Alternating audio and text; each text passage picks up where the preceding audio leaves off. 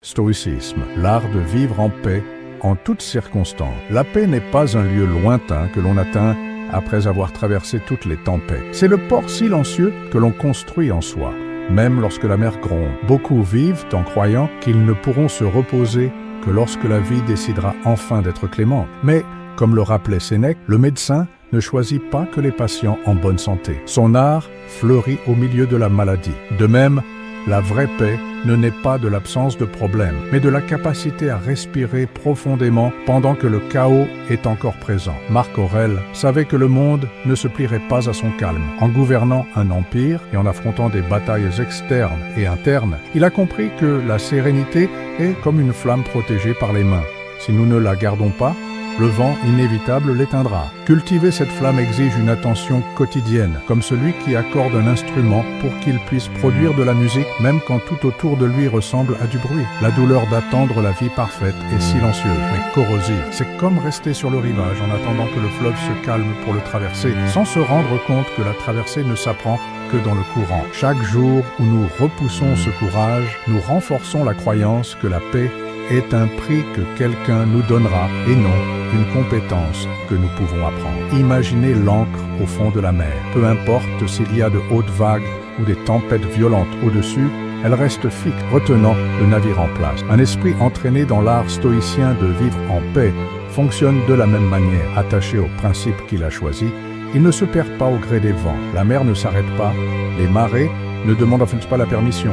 Mais celui qui tient fermement le gouvernail traverse n'importe quel scénario sans se briser. C'est l'essence qui traverse les siècles et nous parvient. Il n'y a pas de promesse de calme, mais il y a le pouvoir de garder le cœur calme, même lorsque le monde insiste pour nous tester. Et c'est à partir de ce point, de cette rencontre entre force et sérénité, que l'art de vivre en paix en toutes circonstances commence. Le mythe de la paix parfaite. La paix parfaite, cette image polie que beaucoup ont en tête, est un mythe séduisant. Il promet qu'un jour tout sera stable, que les pièces s'emboîteront, que le monde extérieur s'ajustera enfin à notre rythme interne. Mais attendre ce jour, c'est comme attendre que la mer cesse de bouger avant d'apprendre à naviguer. Les stoïciens savaient que la mer ne s'arrête jamais, que les vagues changent de forme, mais ne cessent jamais d'exister. C'est pourquoi ils s'entraînaient à la sérénité dans les petites vagues avant que la tempête ne vienne. La plupart des gens croient que le calme n'est possible que lorsque tout autour d'eux est résolu. Mais vivre ainsi, c'est se condamner à une agitation chronique, car il y aura toujours quelque chose en suspens, quelqu'un d'insatisfait, une nouvelle qui dérange. Ce qui est perdu dans cette attente, c'est l'opportunité de cultiver un calme actif, non pas celui qui anesthésie, mais celui qui nous permet de voir clairement même au milieu de la confusion. Sénèque écrivait que celui qui attend la tranquillité parfaite vit prisonnier du lendemain, sans toucher réellement l'aujourd'hui. Pratiquer cette sérénité commence dans l'ordinaire, dans le retard du bus, dans la file d'attente qui s'éternise, dans le commentaire acerbe de quelqu'un qui ne connaît pas notre histoire. Ce sont des terrains d'entraînement, pas des menaces. En les affrontant avec présence, nous accordons l'instrument pour que, lorsque la symphonie dissonante de la vie s'intensifiera, nous puissions jouer notre musique sans nous perdre. Le mythe de la paix parfaite nous prive de notre autonomie. Il fait que nous remettons notre calme entre les mains du hasard, en espérant qu'il soit généreux. Mais le stoïcien choisit une autre voie, construire en soi un terrain ferme où aucun changement externe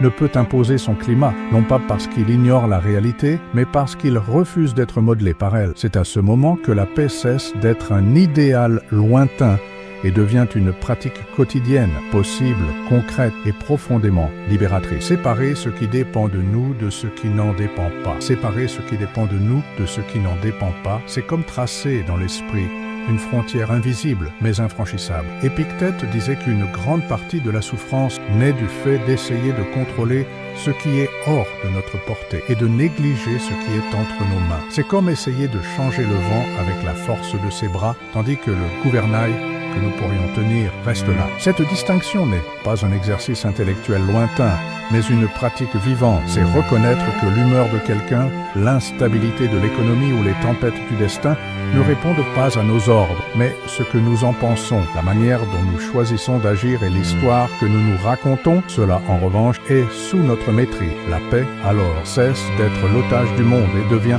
le fruit de la discipline mentale. Imaginez un portail à l'entrée de votre esprit. Pour ce qui ne dépend pas de vous, fermez-le sans hésiter. comme celui qui protège son foyer d'un courant d'air froid qui menace d'éteindre le feu. Pour ce qui est à vous, ouvrez-le et travaillez avec attention, car c'est là que se construit la forteresse intérieure. Cet acte, répété jour après jour, est ce qui transforme la sérénité en habitude et l'habitude en nature. Le monde continuera d'essayer de franchir ce portail avec des nouvelles urgentes, des offenses voilées, des imprévus qui semblent personnels. Mais un esprit entraîné sait qu'il ne s'agit pas de bloquer la vie, mais de choisir ce qu'on laisse entrer.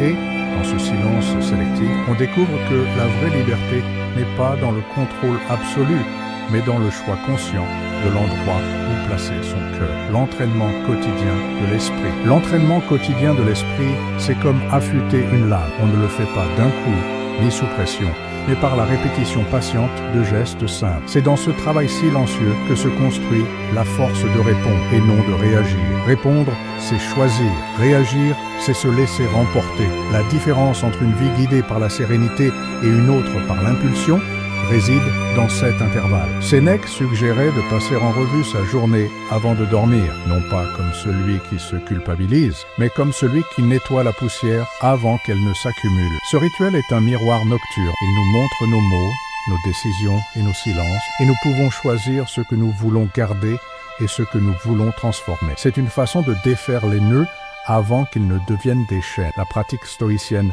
n'exige pas l'isolement, mais l'attention. De petits exercices, comme remarquer sa respiration en entendant une provocation ou faire une pause avant de répondre à une critique, sont des briques dans la construction d'un esprit ferme. Il ne s'agit pas de réprimer les émotions, mais de reconnaître l'instant exact où elles essaient de prendre le gouvernail et, avec douceur, de le remettre entre les mains de la raison. Avec le temps, cet entraînement crée une sorte de musculature invisible. Le monde peut s'agiter et vous en ressentez toujours l'impact, mais vous ne perdez pas l'équilibre. C'est comme traverser un couloir étroit pendant une tempête. À chaque pas conscient, la pluie perd le pouvoir de vous dévier du chemin. Et, dans la constance de ce mouvement, la paix cesse d'être une visite occasionnelle et vient habiter en vous le courage silencieux de ne pas être ébranlé. Le courage silencieux de ne pas être ébranlé est un paradoxe. De l'extérieur, il peut sembler être de la passivité.